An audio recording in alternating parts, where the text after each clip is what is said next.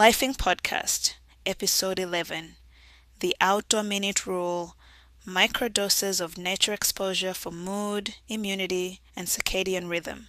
Welcome back to the LIFiNG Podcast, where small shifts create brighter living. I'm Dr. Violet Hunter, functional medicine and primary care physician, entrepreneur, wife to a retired military service member, and mom of two little ones who make life full in all the best ways. Each week, you'll get one simple, grounded, science-backed practice you can weave into your world, whether you're juggling family, building a business, supporting your community, or just trying to breathe a little easier. Today's shift is beautifully simple. It's called the Outdoor Minute Rule, and it's exactly what it sounds like: 1 minute outside. Most of us live indoors. We wake up indoors, work indoors, drive in enclosed spaces, and wind down under artificial lighting. Even our relaxation often happens on a screen. But your biology was designed for natural light, fresh air, temperature variation, and visual distance. When you step outside, even briefly, several things happen. Your eyes receive natural light, which signals your brain to regulate melatonin and cortisol properly. Your circadian rhythm gets anchored, improving sleep later that night. Exposure to natural light boosts serotonin, which supports mood and emotional resilience. Fresh air and environmental variation stimulate the nervous system in a grounding way. Over time, regular light exposure strengthens immune regulation. This isn't about hiking for hours. It's about microdosing nature. Let's talk about light for a moment. What is the circadian reset? Your brain uses light exposure, especially morning light, to set your internal clock. When your eyes detect natural light, even on a cloudy day, it tells your brain, it's daytime, we're awake. That helps regulate cortisol in a healthy rhythm, improve focus, stabilize energy, and support deeper sleep at night. If you struggle with sleep, mood dips, or afternoon crashes, inconsistent light exposure is often part of the picture. And here's the encouraging part.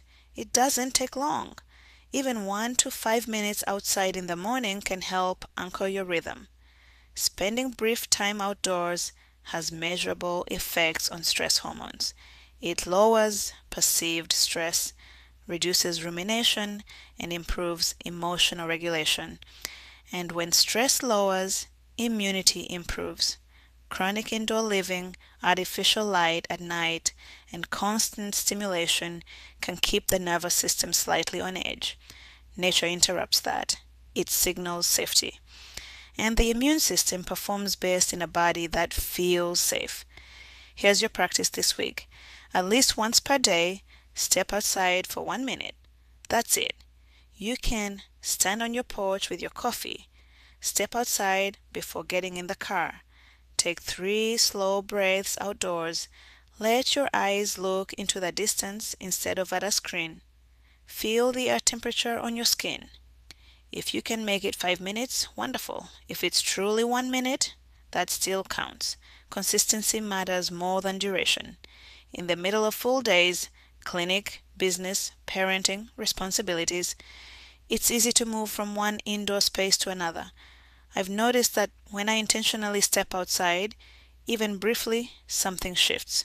My breathing slows, my mind widens, my nervous system settles.